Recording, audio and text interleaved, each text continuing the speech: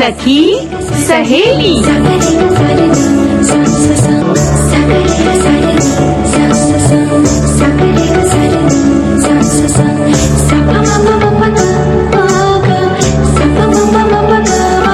सखी सहेली।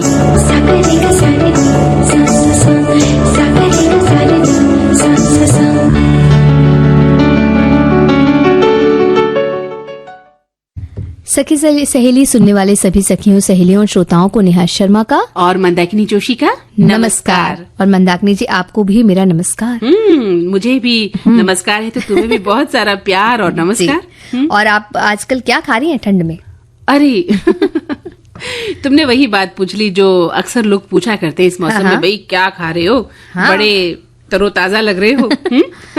तो देखो, ऐसा है कि खाना तो जो हम भारतीय लोग हैं खाते ही हैं। भारतीय जो थाली है ना, वो कुछ न कुछ चीजों से भरी होती है। चाहे गर्मी का मौसम हो, चाहे बरसात का हो, कर रहे हैं या फिर डर के मारे कई बार हम कोई काम नहीं करते हैं।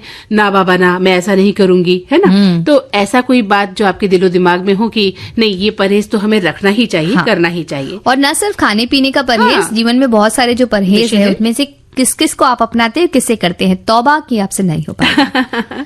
तो चलिए अब गीत सुन लेते हैं। हाँ,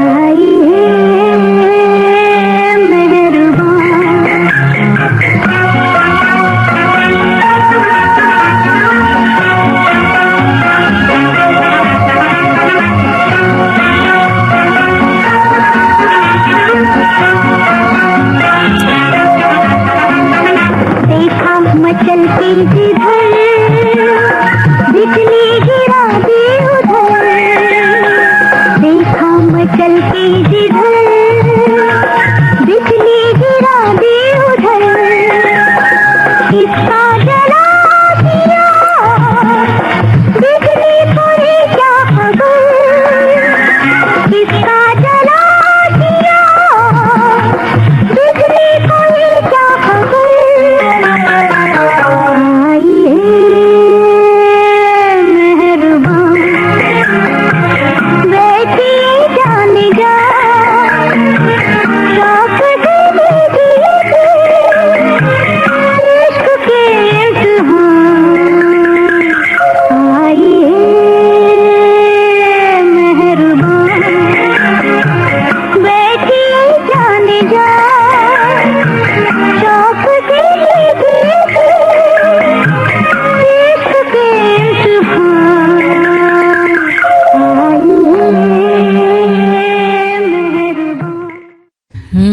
गए हम भी वापस आ गए और हमारे श्रोता लोग भी जो है आ गए हैं, इसलिए तो हमने गीत बजाया आइए मेहरबा। हमारे श्रोता पूछ रहे हैं कि क्या सखी सहेली को सखा भी सुन सकते हैं? अरे सखा भी जुड़ सकते हैं? ऐसा प्रश्न उन्होंने क्यों किया? हम तो हमेशा कहते हैं कि सखियों और सखाओं का कार्यक्रम सखी सहेली। उन्होंने ऐसा कहा। और एक और सवाल है आपके लिए कि मंदाकिनी मैम, क्या आपने कभी शिमला मिर्च का अचार बनाया है?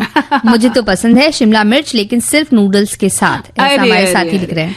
मंदाकिनी मैडम को तो कोई अचार बनाना नहीं आता, बल्कि आप बता सकते हैं तो वो बना लेंगी, है ना? वो भी शिमला मिर्च का अचार। ना बाबा ना। कैसा लगता होगा ना? हमें भी नूडल्स के साथ ही पसंद है, ऐसा हम कह लेते हैं। ओहो, ये तो मैंने कभी नहीं खाया कि नूडल्स के साथ क्या खाना चाहिए, लेकिन शिमला मिर्च का अचार मैंने खाया नहीं है। हाँ, हरी मिर्च का अचार तो हम खाते हैं, या फिर लाल मिर्च का अचार भी हम खा लेते हैं। हाँ, है ना? अब सोचना, आप व्यंजन विधि में एक दिन मिर्चों के अचार लेना पड़ेगा, तो हमारे साथी तो हमारे हमें श्रोता जो है बताएंगे कि हाँ। शिमला मिर्च का अचार हम कैसे बनाते हैं। जी।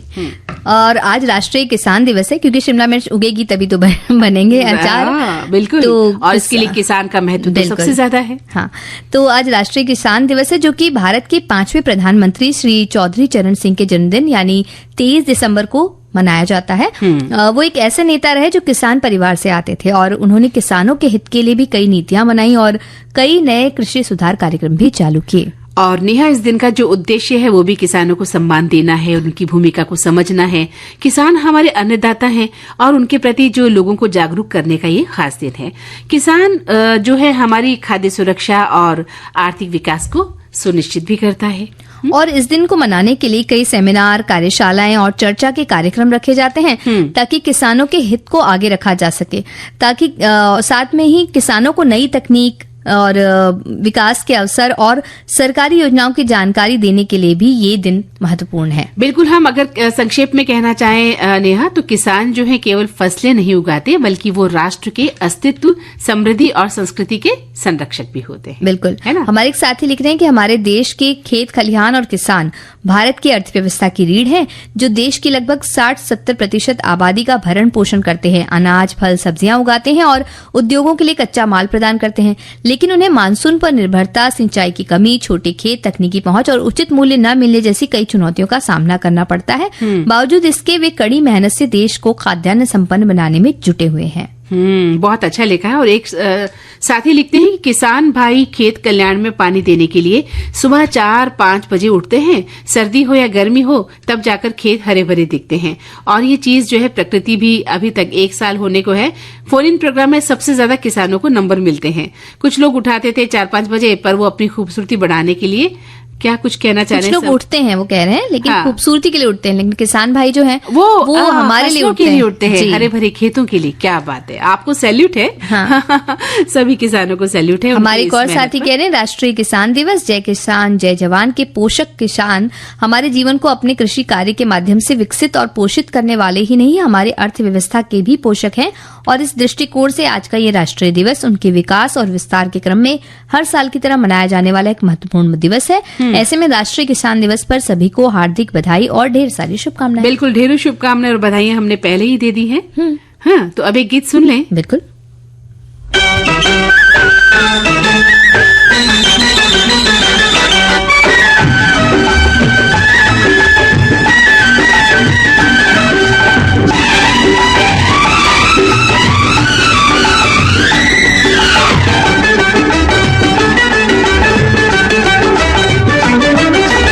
धरती मेरी माता पिता आसमान, ओ धरती मेरी माता पिता आसमान,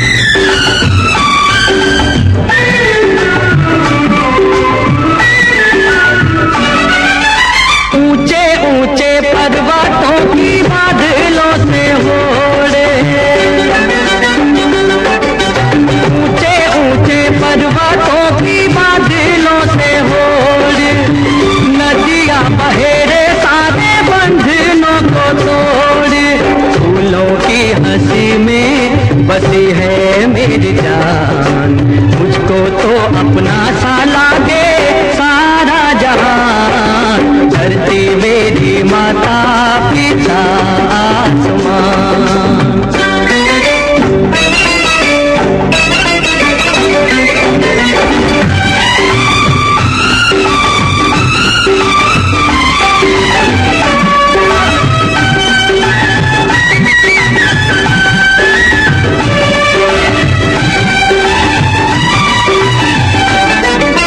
यूं तो मेरी अखियों ने देखे कई रंग,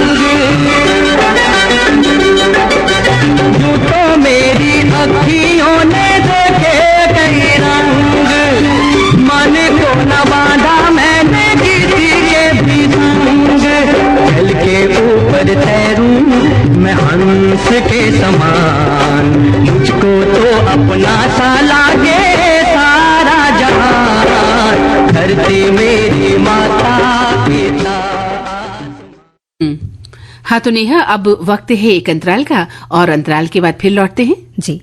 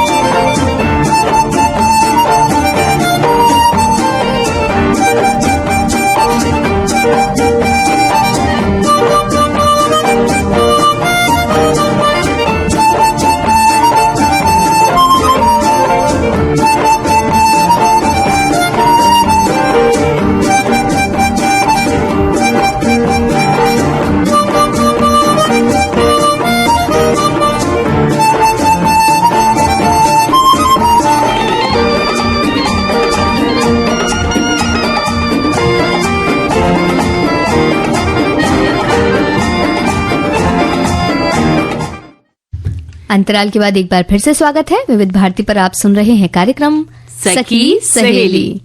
और सखी बताइए क्या बात करने वाले हैं? भाई सखी, मैं तो ये कह रही हूँ कि मैं तुम्हें एआई समझ लूं और तुमसे बात करूं तो कैसा लगेगा? एआई समझेंगे? भाई देखिए, एआई तो एक आर्टिफिशियल इंटेलिजेंस कहते हैं इसको, तो बहुत सारी एक वृहद रूप से व्यापक रूप का एक विषय है। लेकिन अगर हम अभी जिसकी बात करने वाले हैं वो है कि इसमें सारी सुविधाएं हैं, सारी जानकारी हमें देता है, बहुत सारे हमारे काम कर देता है, ऐसा कहते हैं। हाथ पैर से करने वाले काम नहीं, सही बात है। हाँ। जो हमारे इंटरनेट के काम होते हैं वो करने में हमारी मदद कर देता है। लेकिन अब ये चैटिंग भी करता है हमारे साथ, एक इंसान के तौर पर हमसे चैटिंग करता है, ऐसा लगता है हम किसी दोस्त से बात कर रहे हैं। और धीरे धीरे वो हमारे विचारों से ही हमें समझता जा रहा है। हाँ। यानी सारे मानवों को, सारे हम जितनी जानकारी उसे दे रहे हैं उतना ही वो उसकी बुद्धि बढ़ रही है, ऐसा कह सकते हैं। सही कह सकते हो। हम पर हावी भी हो रहा है। हाँ, हम पर हावी हो रहा है। और उसकी जितनी जानकारियां हैं सब उसकी सटीक नहीं है। उसकी जो जानकारियां हैं वो हमसे मिली हुई जानकारी है। हाँ। अगर हम उससे सब गलत जानकारी देते हैं तो उसके पास सारी गलत जानकारियां हैं। हाँ। अगर हम उसे सब सही सही बातें बताते हैं तो उसके पास वो सही बात बताता है, या वो इंटरनेट से बहुत सारी बातें खोज कर अपना एक जवाब बनाता है। लेकिन इस तरह से उसे प्लान किया गया है कि वो उससे जो भी सवाल पूछे उसको जवाब देना ही है। बिल्कुल सही कहा। तो और हम आजकल ऐसा ही जीवन यापन करने में लग रहे हैं। खासतौर से अगर वेस्टर्न कंट्रीज में देखा जाए तो बहुत ज्यादा हो गया है, और हमारे देश में भी इसका असर आने लगा है ना। और हम तो एक जीव हैं जो संवाद करना चाहते हैं, लेकिन अब वही एकमात्र ऐसा जीव बन गया जो दिन भर फोन से चिपका रहता है। कौन? हम मनुष्य, यानी हम इंसान लोग। और वैसे ही समस्या और शिकायत इन दिनों बहुत आम हो गई है नेहा। लेकिन अब एक नई बात सामने जो हम बात कर रहे हैं वो ये है कि आपसी संवाद की जो संभावनाएं हैं वो धीरे धीरे शून्य हो रही है। बिल्कुल, क्योंकि सोशल मीडिया के दौर में हम तो यूं ही ऑनलाइन रहते हैं और दिन भर चैट करना आश्चर्यजनक कोई बात नहीं है। लोग कहते हैं कि फोन में लगे अपने दोस्तों से बातें कर रहे हो दिन भर, या तो वर्चुअल फ्रेंड्स से हम बातें करते थे जिनसे हम कभी फेसबुक के जरिए या सोशल मीडिया के जरिए मिले और उनसे बातें कर रहे थे।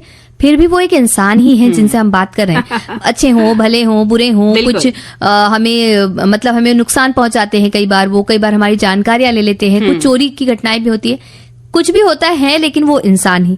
पर अब ये होने लगा है कि लोगों की मोबाइल पर निर्भरता बढ़ती जा रही है और मोबाइल, घड़ी, कैलकुलेटर जैसी चीजों को वो जीवन से हम दूर कर चुके हैं, लेकिन अब मोबाइल हमारे आपसी संवाद और रिश्तों से भी हमको दूर कर रहा है। बिल्कुल सही कहा। आर्टिफिशियल इंटेलिजेंस के आने के बाद से नेहा, चैट करने के लिए भी किसी दूसरे व्यक्ति की हमें जरूरत नहीं पड़ती है। और वैसे भी अब लोगों के पास जो है धैर्य की यानी धीरज जो है जिसे कहते हैं उसकी बहुत कमी हो गई है और उन्हें किसी व्यक्ति से बात करने की बजाय मशीन और रोबोट से बात करना ज्यादा अच्छा लगने लगा है। और इसके कई दुष्परिणाम जो है, बुरे रिजल्ट भी हमारे सामने आ रहे हैं। और इसका सबसे बड़ा असर क्या हो रहा है फिर? अकेलापन बढ़ रहा है। तो अकेलापन बढ़ने का कारण ये कि अगर आप किसी दूसरे व्यक्ति से ही बात करते, कभी वो गुस्सा हो जाएगा, कभी वो खुश होगा, कभी उसकी जिंदगी में कुछ अच्छा हुआ वो आपको बताएगा, तो इस तरह से मानवीय संवेदनाएं, भावनाएं आप तक पहुंचती हैं। लेकिन जब आप मशीन और रोबोट से बात करते हैं तो वो सिर्फ आपकी भावनाओं को पढ़कर आपको क्या अच्छा लगेगा वैसे जवाब देता है। कई बार वो सलाह भर देते हैं। हाँ, तो इन दिन और वो सलाह भी कितनी अच्छी है पता ही नहीं, क्योंकि वो तो आपकी जानकारियों पर दे रहा है। तो इस दिन एआई की मदद से लोग चैट करते हैं और उससे तरह तरह की सलाह लेते हैं स्वास्थ्य के बारे में कि भाई मैं क्या एक्सरसाइज करूं, मैं क्या खाऊं, रोजमर्रा के जीवन की बातें कि भाई किसी ने मुझे ये कह दिया, अब मैं क्या कहूं। ये सारी बातें एआई से पूछी जा रही है। बिल्कुल। अब जैसे रेडियो के बारे में वो पूछेंगे कि भाई अभी मुझसे ये सवाल पूछा गया, मैं क्या जवाब दूं। हाँ। तो अब एआई के पास अगर ये जानकारी नहीं होगी, मान लीजिए मदर इंडिया फिल्म की जानकारी एआई के पास ना हो, तो वो तो आपको किसी दूसरी फिल्म का नाम बता देगा। बिल्कुल। कोई भी दूसरा गाना बता देगा, करने लगे हैं ना। हाँ, और कोई भी दूसरा नाम बता देगा, कह देगा कि भाई इस फिल्म में नरगिस थी। अब हो सकता है उस फिल्म में नरगिस ना रही हो, आशा पारेख हो, लेकिन एआई के पास जो जानकारी है या उसे लगता है कि ऐसा होगा शायद, तो वो 2-4 शब्द मिलाकर इस तरह की बातें बता देता है। बिल्कुल। और अगर हम बात कर रहे थे फॉरेन की, विदेशों में भी कई चौंकाने वाली घटनाएं जो है आजकल आ रही हैं, जहां एक बच्चे ने अपनी मां पर जानलेवा हमला पता है क्यों किया? क्योंकि एआई ने उसे ऐसा करने के लिए सजेस्ट किया था। वो हाल में 1 महीने ने एआई से, मतलब इसी प्रकार जैसे बच्चे ने पूछा था कि मेरी माँ मुझे मारती है, क्या करूं? तो एआई ने बहुत गलत जवाब दिया, है ना, कहा कि माँ को मार दो, और बच्चे ने वैसा ही किया। तो ये सोचिए कितना बड़ा खतरा मंडरा रहा है हमारे आसपास। और वही खतरा तो बिल्कुल अलग है। और जो आप बता रही हैं, वही हाल ही में एक महिला ने तो एआई के एक कैरेक्टर से शादी कर ली, क्योंकि उन्हें लगता है कि वो उनके लिए सबसे सही जीवन साथी है। वाकई अब ये आप सोचे कि एक मानवीय संवेदनाओं से भरा हुआ व्यक्ति से ज्यादा उन्हें अच्छा लग रहा है कि एक एआई का कैरेक्टर जो उनके मोबाइल के अंदर है, जो कभी उनसे मिलेगा नहीं, क्योंकि वो जानती है कि वो वर्चुअल कैरेक्टर है, वो रियल कैरेक्टर नहीं है। अगर एक्चुअल में हम ना किसी की बात सुनना चाहते नहीं, हमें संवेदनाओं से कोई मतलब नहीं है, किसी के दुखों से कोई मतलब नहीं है नेहा, हमें एक ऐसा रोबोट चाहिए जो हमें इंस्ट्रक्शन दे दे, हमें अच्छा बस। तो ऐसी जिंदगी आजकल जो नई पीढ़ी के खासतौर से बच्चे तो निभाना ही चाहते हैं। बिल्कुल। और अगर हम बात करें डिजिटल संवाद की, तो संकोची लोगों के लिए देखिए अच्छा है कि वो बात कर सकते हैं, अपनी भावनाएं व्यक्त कर सकते हैं, लेकिन ये अच्छी बात है। लेकिन ये समझना भी जरूरी है कि मानवीय संबंधों की जगह एआई तो बिल्कुल नहीं ले सकता है। और डिजिटली आप अपने दोस्तों से बात कर सकते हैं, बहुत सी बातें आप खुलकर नहीं बोल पाते हैं, तो आप लिख कर बता सकते हैं, चैट कर सकते हैं या रिकॉर्डेड भेज सकते हैं उन्हें। लेकिन एआई जो कि मानव ही नहीं है, इंसान ही नहीं है, उसके पास उसका कोई मस्तिष्क नहीं है, उसकी कोई भावनाएं नहीं है, उनसे इस तरह से जुड़ जाना खतरनाक है। हाँ बिल्कुल। और एक बात, सबसे अच्छी बात तो ये नेहा कि हमारे माता पिता हमारे सबसे अच्छे दोस्त होते हैं जी। अगर आप कहीं कुछ कहना चाहते हैं तो सबसे पहले अपने माता पिता को ही चुने, वो आपके सबसे अच्छे और सच्चे साथी हैं। उसके बाद ठीक है, आप अपने दोस्तों को चुन सकते हैं, आप सोशल मीडिया चुन सकते हैं, आप कोई ऐसा प्लेटफॉर्म चुन सकते हैं जहां आप अपनी बात रखना चाहते हो, हल्के होना चाहते हो, कहना चाहते हो, अपना कोई दोस्त बनाओ ऐसा जिस पर आपको विश्वास हो, तो एक इंसान किसी दूसरे इंसान से भावनाओं को आदान प्रदान कर सके और उसके कई अच्छे परिणाम भी आ जाते हैं।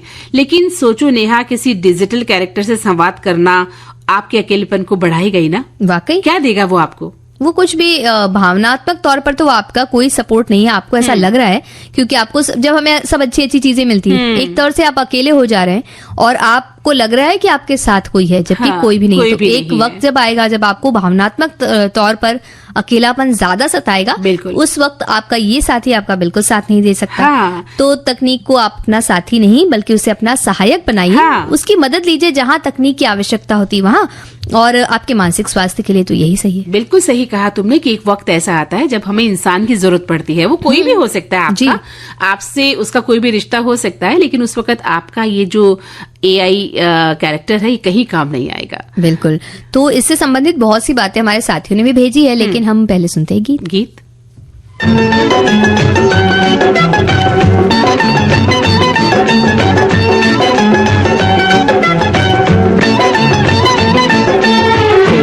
जब राह न पाए मेरे संग आए के पग पग दीप जलाए।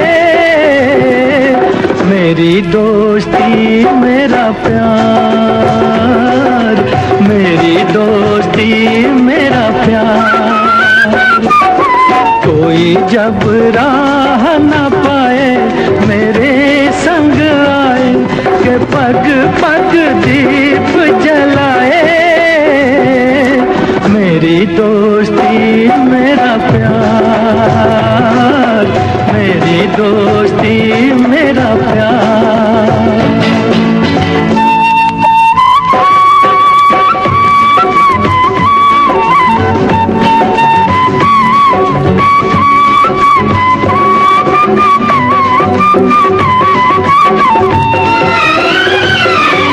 जीवन का यही है दस्तूर, प्यार बिना अकेला मजबूर।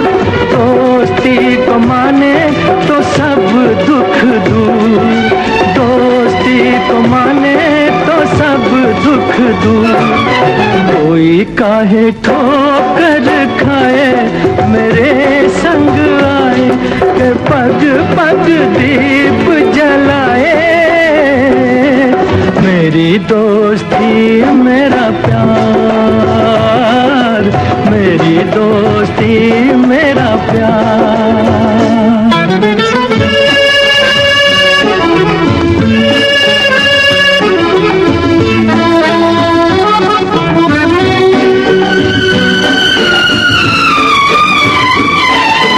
दोनों के हैं रूप हजार, पर मेरी सुने जो संसार।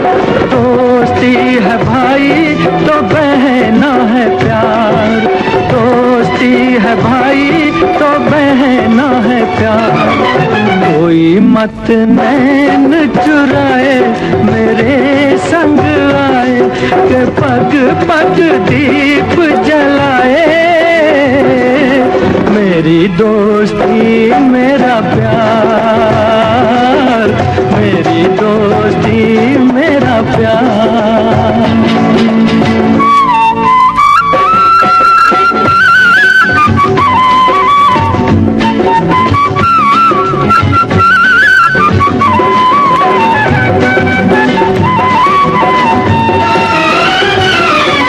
प्यार का है प्यार ही नाम, कहीं मीरा कहीं घनश्याम।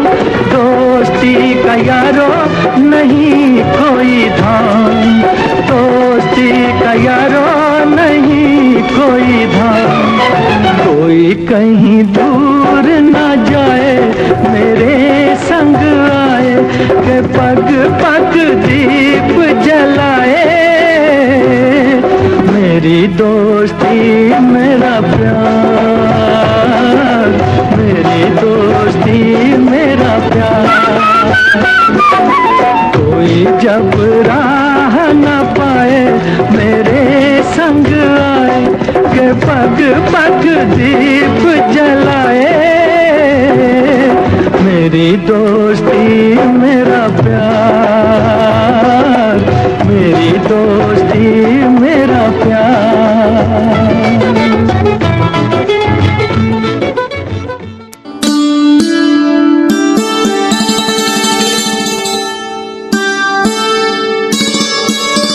राष्ट्रीय गीत की 150वीं वर्षगांठ। आज सेतु हिमाचल गूंजता स्वर। वंदे मातरम सुजलाम सुफलाम मलयज शीतलाम। हम मना रहे हैं स्मृति उत्सव। मातरम सुनना न भूलिए लघु रूपक श्रृंखला वंदे मातरम एक जय घोष। वंदे मातरम, वंदे मातरम, वंदे मातरम एक जय घोष। प्रसारण प्रति शुक्रवार सुबह 8:15 पर, पुनः प्रसारण उसी दिन दोपहर 2:15 पर। लघु रूपक श्रृंखला वंदे मातरम एक जय घोष। वंदे मातरम। हाँ तो नेहा, हमारे श्रोताओं ने भी अपनी बातें लिखी हैं। लेकिन कार्यक्रम में वक्त है अंतराल का। अरे अंतराल लेना है जी।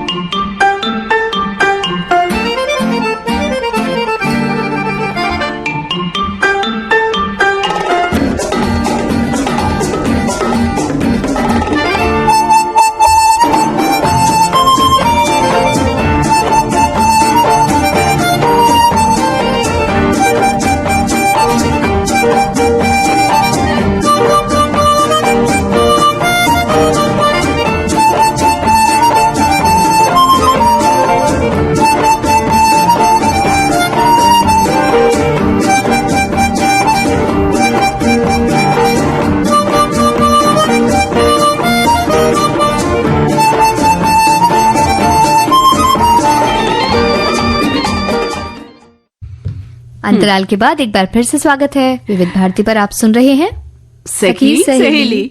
तो भाई हमारे श्रोताओं ने लिखा है कि आजकल डिजिटल संवाद हो रहा है, मगर अकेले अकेले, क्योंकि फिजिकली जुड़ नहीं रहा। मतलब पास तो वो होता नहीं। इससे तो वायर वाला, जो वो डोरी वाला लैंडलाइन फोन था, वो अच्छा था, जिसमें घर के सभी सदस्य उस डोर से बंधे तो रहते थे। टेक्नोलॉजी के इस युग में आज बिन डोरी वाले मोबाइल ने सभी को अलग थलग कर दिया है। घर के अंदर पास पास होते हुए भी दूरी बनाए हुए रहते हैं लोग, और एक बहुत ही गंभीर सोच का विषय भी है। वाकई हमारे एक और साथी लिख रहे हैं कि डिजिटल संवाद और अकेलापन, बात तो बिल्कुल सही है। हम जितने डिजिटल होते जा रहे हैं उतना ही इस अकेलेपन से भी जूझते जा रहे हैं। डिजिटल संवाद तो कहते हैं हम एक दूसरे से, लेकिन उसे संवाद में खुशी नहीं है, बल्कि एक अकेलापन शामिल है। हम जितना भी एक दूसरे के साथ मैसेज से जुड़ जाएं, लेकिन जो साथ होकर संवाद करना होता था ना, उसका मजा भी अलग होता था और साथ ही साथ वो खुशी भी अलग होती थी। तो मुझे लगता है हमें डिजिटल संवाद को छोड़कर उस संवाद के साथ ज्यादा आगे बढ़ना चाहिए जहां एक साथ बैठकर आमने सामने संवाद किया जा रहा हो। और डिजिटल संवाद हमें अकेला तो करता ही है, मुझे लगता है अपनों से भी दूर कर देता है। बिल्कुल सही कहा। और एक श्रोता लिखते हैं कि डिजिटल संवाद तो बढ़ रहा है, पर साथ साथ दूरी भी इसी के सहारे रिश्ते चल रहे हैं, क्योंकि कोई पास जाकर मिलना या हालचाल पूछना चाहता नहीं। पहले जब ये टेक्नोलॉजी नहीं थी, तब लोग समय निकालकर या छुट्टी के दिन अपनों से मिलने का कार्यक्रम बनाते थे। अब इसका उल्टा हो गया है। महीनों बीत जाते हैं, किसी से मुलाकात नहीं होती। जब ज्यादा दिन होते हैं तो एक मैसेज डाल दिया जाता है, जब सामने वाला देखे फिर जवाब देता है, फिर वो चाहे कभी देखे या न देखे, पर फोन की जरूरत महसूस नहीं होती आजकल। इसी वजह से दूरियों में जो है दिन ब दिन जो है बढ़ोतरी होती जा रही है। जी। और हमारे एक साथी कहते हैं आंख मूंद कर तो किसी पर भी विश्वास नहीं करना चाहिए। गूगल और एआई पर विश्वास करने के कितने हादसे हो गए हैं, तो एआई पर उतना विश्वास नहीं करना चाहिए, ऐसे हमारे साथी कह रहे हैं। और एक साथी कह रहे हैं कि मेरे विचार से हमको अपने बच्चों का भी ध्यान रखना चाहिए कि वो कहीं फोन का गलत इस्तेमाल तो नहीं करें। हाँ। और ये जरूर ध्यान दें कि कम से कम घर से बाहर निकलकर 1 घंटा जरूर खेलें। और गली मोहल्लों में रहने वाले परिवारों से भी निवेदन करता हूँ कि सुबह शाम को मंदिर या पार्क में एकत्रित हों, ताकि बच्चों को अच्छी सीख और अच्छा वातावरण मिल सके। बिल्कुल। वहीं हमारे एक श्रोता किसान दिवस पर हमने बात की थी, तो वो लिखते हैं कि मैं एक सिविल इंजीनियर हूं और खेतों में सिंचाई के 2 तरीकों को यहाँ पर शेयर करना चाहता हूं। खेतों में सिंचाई के कई तरीके होते हैं, लेकिन स्प्रिंकलर और ड्रिप इरिगेशन तरीका जो है सबसे बेहतरीन होता है। स्प्रिंकलर इरिगेशन में पानी बारिश की फुहार के तौर पर पौधों को डाला जाता है, और ड्रिप इरिगेशन में सीधा पौधों की जड़ों में पानी डाला जाता है। इन दोनों तरीकों से सिंचाई करने में कम से कम पानी कम खर्च कर अधिक फायदा हम ले सकते हैं। बिल्कुल। और हमारे एक साथी कह रहे हैं कि एआई मतलब हमारी बिल्ली हमी को म्याऊं। तो एआई की तो बड़े हमने देखे, मोबाइल की भी थोड़ी हमने वो कर ली, चुगली कर ली, एआई की भी कर ली। हमारे साथी तो कह रहे थे कि भाई दोस्तों को बुरा कह दिया, फिर दोस्ती वाला गाना सुना दिया। अरे नहीं, ऐसी कोई बात नहीं की हमने तो कहा है कि दोस्त होने चाहिए, लेकिन ऐसे दोस्त हों जहां आप अपनी बात आमने सामने बैठकर तो करें। ऐसा नहीं कि उनसे दूरी बना ली। और ऐसे डिजिटल दोस्त से तो भले हैं कि हमारे असली दोस्त जिनसे हम डिजिटली जुड़ सकते हैं। बिल्कुल।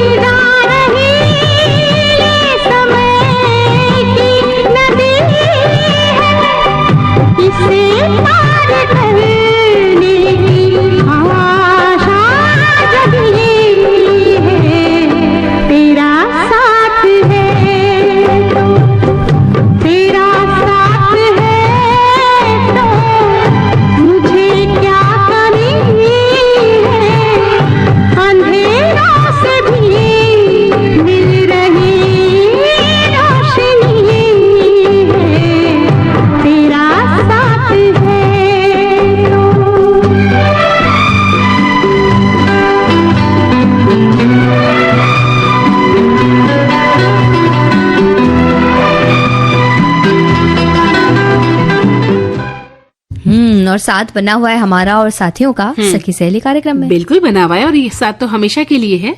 हाँ, तो चलिए साथ साथ चलते हैं। कहाँ घूमने? चंडीगढ़ चलते हैं। हाँ, बिल्कुल चलते हैं। और विरासत स्थल देखकर आते हैं लेक कार्बूसियर सेंटर। हाँ। तो हर हफ्ते तो ये जानकारी हम देते ही भारतीय विरासत स्थल की। हाँ। और आज चंडीगढ़ जा रहे हैं लेक कार्बूसियर सेंटर, जो कि लेक कार्बूसियर एक फ्रांसीसी वास्तुकार थे जो आधुनिक वास्तुकला के क्षेत्र में अग्रणी माने जाते हैं। उन्हें सन 1950 में आमंत्रित किया गया ताकि वो चंडीगढ़ शहर का मास्टर प्लान बनाए। बिल्कुल सही कहा। और चंडीगढ़ में स्थित लेक कार्बूसियर सेंटर उन्हीं को समर्पित एक संग्रहालय और अनुसंधान केंद्र है, और ये उनके मूल भवन में सेक्टर 19B में है। और यही चंडीगढ़ शहर की योजना बनाई गई थी। यहाँ आप लेक कार्बूसियर के काम, चंडीगढ़ के इतिहास और आधुनिक वास्तुकला की झलकियों की कई तस्वीरें, मॉडल स्केच और फर्नीचर देख सकते हैं। बिल्कुल, और खासतौर से जिन्हें वास्तुकला में रुचि है, ऐसे पर्यटकों के लिए तो बहुत ही अच्छी जगह है ये। यहाँ आप लेक कार्बूसियर के जीवन के बारे में जान सकते हैं, उनकी कार्यों, खासतौर से चंडीगढ़ के जो डिजाइन उन्होंने बनाए थे उससे जुड़े दस्तावेज, तस्वीरों और कलाकृतियों को संरक्षित और प्रदर्शित किया गया यहाँ पर, वो सब आप देख सकते हैं। बिल्कुल, यहाँ आप छोटे व्याख्यान और कार्यशालाओं का हिस्सा भी बन सकते हैं। शहर की सांस्कृतिक विरासत और आधुनिकतावादी डिजाइन की भावना को समझने के लिए एक शानदार जगह है ये। यहाँ आप रेंटेड गाड़ी, स्थानीय बस से भी पहुंच सकते हैं। बिल्कुल, लेकिन सोमवार को न जाएं, क्योंकि सोमवार को बंद रहता है ना। अच्छा। और बाकी सभी दिन खुला रहता है, सुबह 10 बजे से लेकर शाम 5 बजे तक। अच्छा, वो तुमने बता दिया, वरना मैं तो सोमवार को ही जाने वाली थी। देखिए, सोमवार को ना जाइएगा। और 18 वर्ष से कम उम्र के अगर हैं तो आपके लिए प्रवेश निःशुल्क है। अच्छा। और 18 से ज्यादा अगर आपकी आयु है तो घबराइए मत, क्योंकि सिर्फ 20 रुपए की टिकट है। और 50 रुपए कैमरा शुल्क अलग से लगेगा, लेकिन मोबाइल का कैमरा तो फ्री ही रहता है। हाँ, इसका मतलब ज्यादा शुल्क नहीं लगेगा। हाँ। और अच्छी घुमाई भी हो सकती है। बिल्कुल, घूमने फिरने जाइए, और घूमने फिरने से तौबा मत कीजिए, तौबा कीजिए अलग अलग चीजों से। किन चीजों से आप हमें बताइए, तब तक एक गीत सुना बिल्कुल देते हैं। सुनते हैं। और आपके विचारों का जो है हम इंतजार कर रहे हैं कि आप किस बात से तौबा करते हैं। दिला दे घर, दिला दे घर, बना दे घर, दिला दे घर। Oh my God, this is original.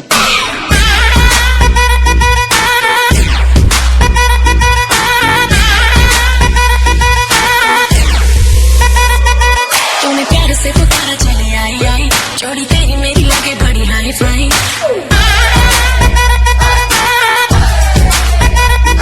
तूने प्यार से पुकारा, चली आई आई, जोड़ी तेरी मेरी लगे बड़ी हाई फाई। तूने किया जो इशारा, मैं भी कर दिया सारा, मैं तारा ना तेरे नाल सोनिया। सारी की सारी तेरी विश करूं पूरी, सारी की सारी तेरी विश करूं पूरी, मैं हाँ कर दे सोनिया। दिला दे घर, दिला दे घर,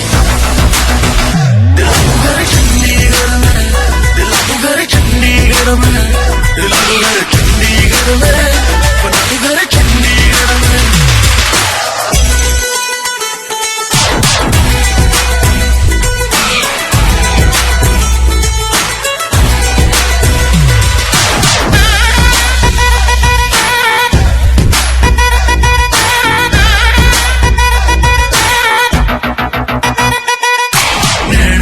तेरे सूट पंजाबी पागे हाय नी दिल मंगदी, जो भी कहेगी लगे हाथ दिला दूं, मुझे कसम लगे मेरे रब दी।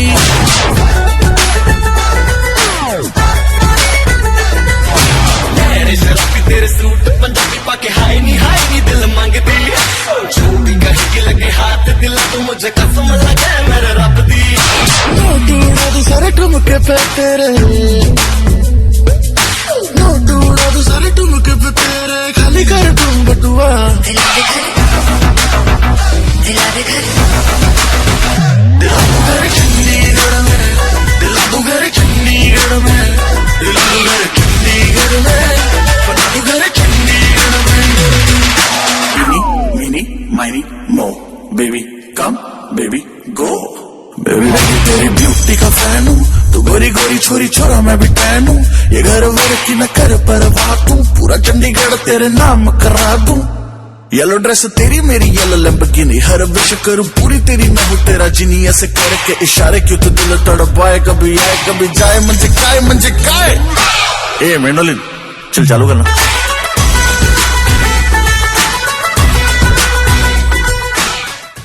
तो चंडीगढ़ से घूम के तुम आ गए, लेकिन हमने तौबा की किस बारे में? लेकिन तुमने तो चंडीगढ़ में ही मकान दिलवा दिया नेहा इस गाने में। जी, लेकिन मकान मिल जाए, सब कुछ हो जाए, ठंड में हम वहां चले जाए, लेकिन कुछ खाने ना दिया जाए, कहा जाए कि भाई मीठा मत खाओ, तो कैसा लगेगा? अरे वही ना कि तौबा हर बात से की गई बुरी ही लगती है, लेकिन फिर भी जीवन में तौबाएं करनी तो पड़ती हैं। हाँ, हमारे साथियों ने किया है कई चीजों से तौबा। अच्छा। लेकिन परहेज से ही तौबा कर रखी है बहुत से साथियों ने।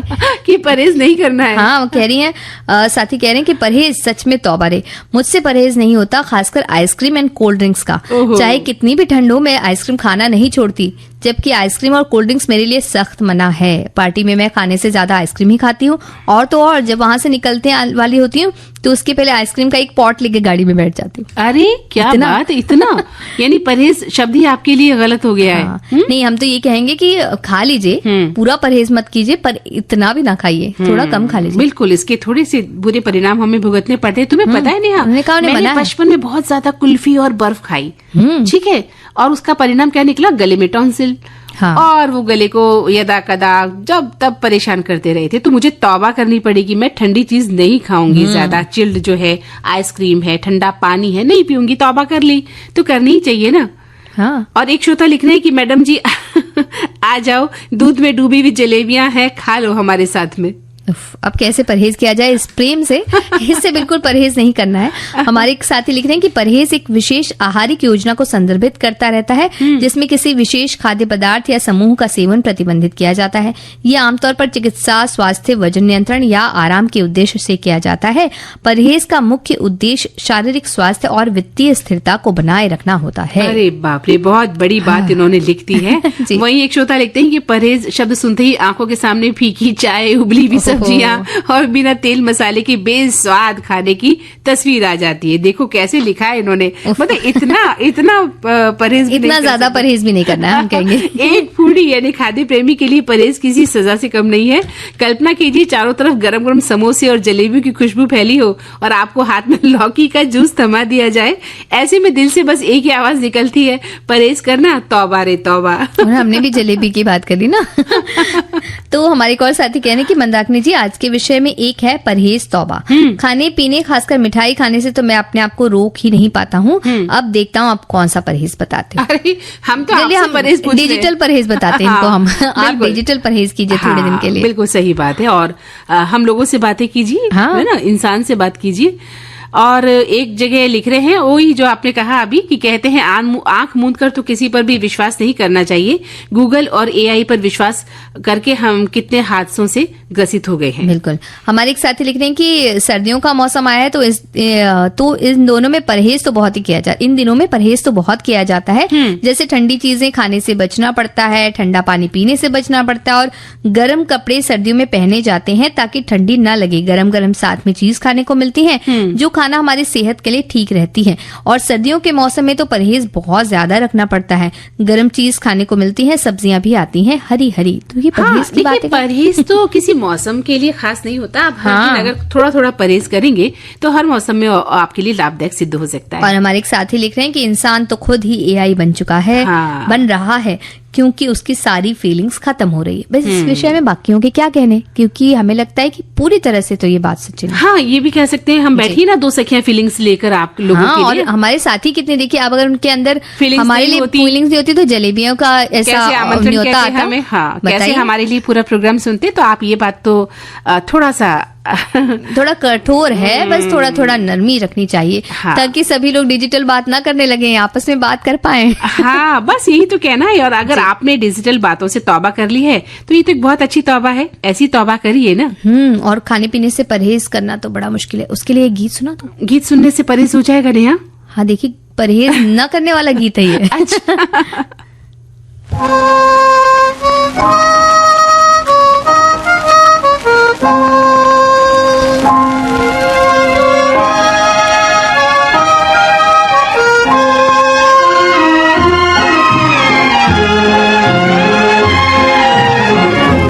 लागी छूटे ना अब तो सनम, लागी छूटे ना अब तो सनम चाहे जाए जिया तेरी कसम लागी छूटे ना अब तो सनम।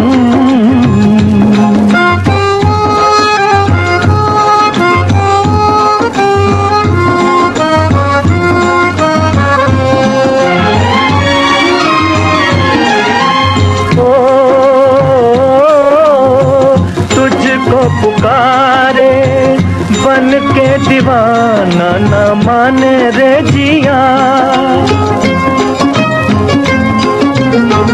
तुझको पुकारे बन के दीवाना न माने रे जिया। प्यार किया तो करके निभाना सुनो जी रसिया। प्यार किया तो प्यार किया तेरी कसम लागी छूटे ना, हाय लागी छूटे ना अब तो सनम चाहे जाए जिया तेरी कसम लागी छूटे ना अब तो सनम।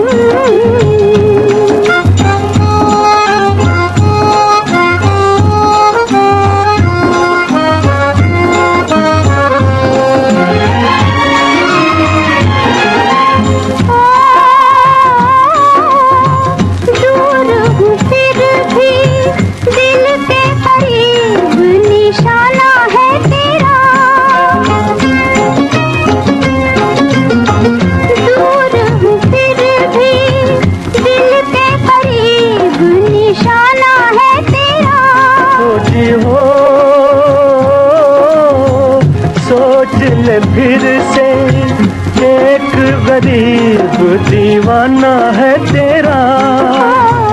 सोच लिया जी सोच लिया तेरी कसम लागी छूटे ना, लागी छूटे ना अब तो सनम चाहे जाए जिया तेरी कसम लागी छूटे ना अब तो सनम। तो लागी नहीं छूटनी चाहिए, लगन तो किसी चीजों के साथ रहनी चाहिए। हर चीज से परहेज करेंगे तो क्या होगा मंदाकिनी जी? हाँ बिल्कुल सही कहा नेहा तुमने, लेकिन देखिए कई बार क्या है कि ये चाहत छोड़नी भी पड़ती है ना।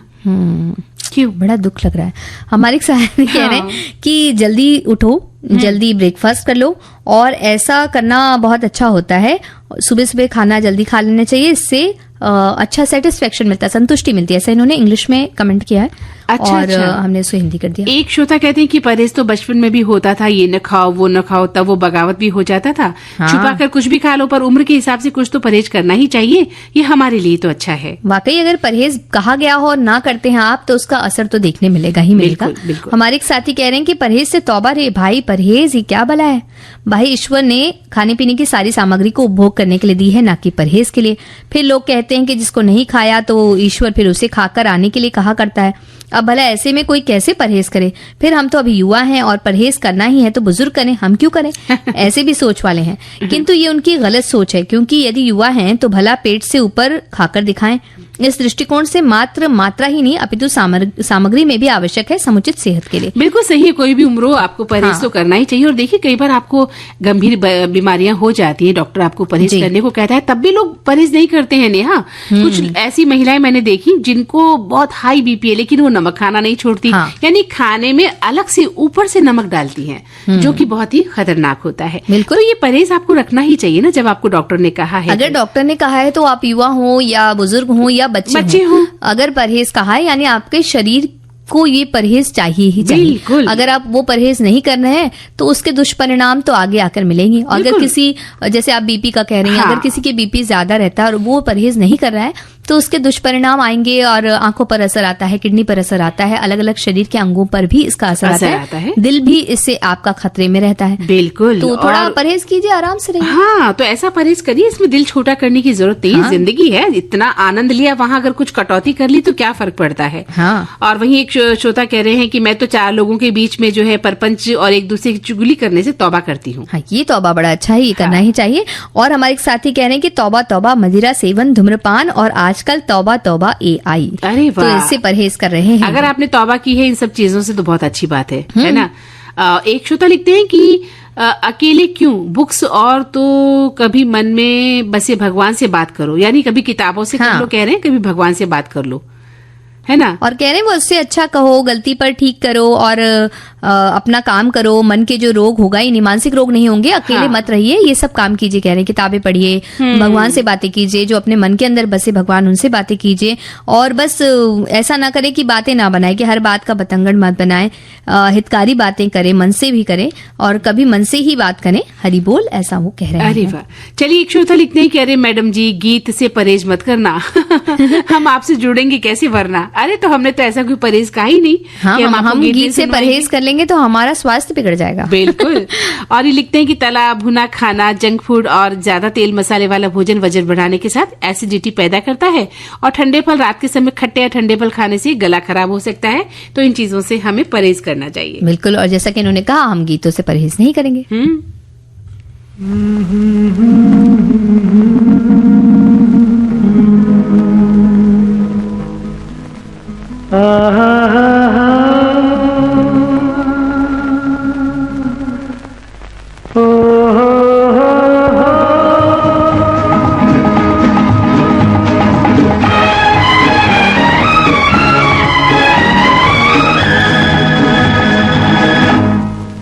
तौबा ये नजारे,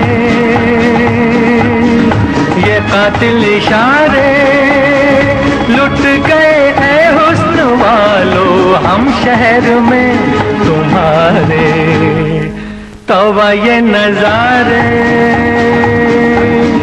ये कातिल इशारे, लुट गए ऐ हुस्न वालो हम शहर में तुम्हारे। तौबा ये नजारे।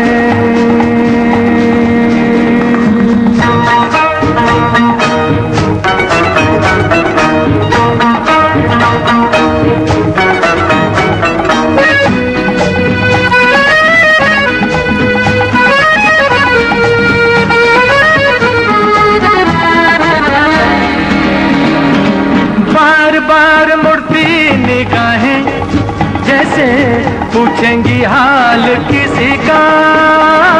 बार बार मुड़ती निगाहें, जैसे पूछेंगी हाल किसी का। लाल लाल होठों पे आहें, जैसे इनको मलाल किसी का। तौबा ये नजारे, ये कातिल इशारे, लुट गए ऐ हुस्न वालो हम शहर में तुम्हारे। तौबा ये नजारे।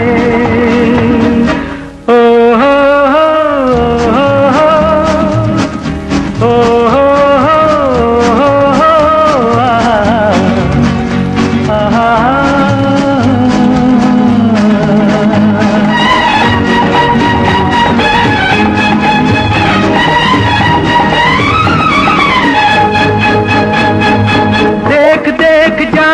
हसीनों बड़ी दूर से आए खड़े हैं। देख देख जाओ हसीनों, बड़ी दूर से आए खड़े हैं। ओ बाहर के हम नशीनों, देखो राहों में हम भी पड़े हैं। तौबा ये नजारे, ये कातिल इशारे, लुट गए ऐ हुस्न वालो हम शहर में तुम्हारे। हाँ, हमारे एक साथी कह रहे देखकर खाना पीना कहीं मोटे ना हो जाना।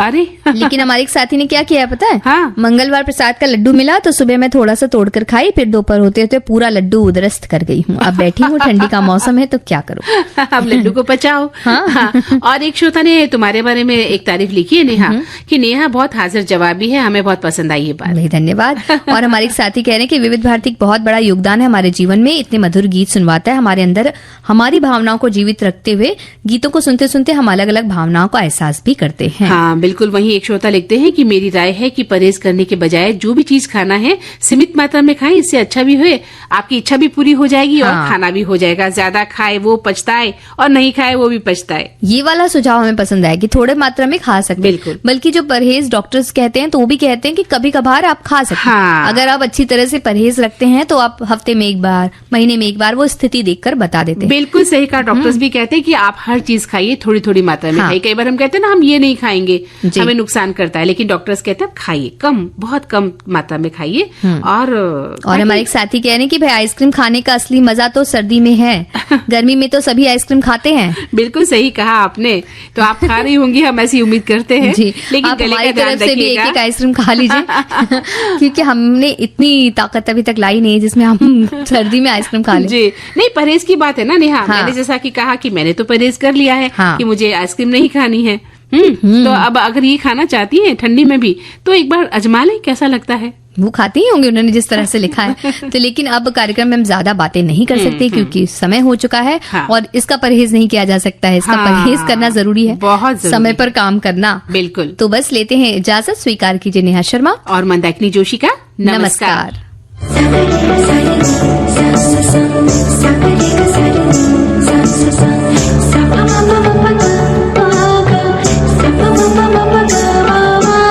सखी सहेली। कार्यक्रम की प्रस्तुतकर्ता अनुश्री पाठक।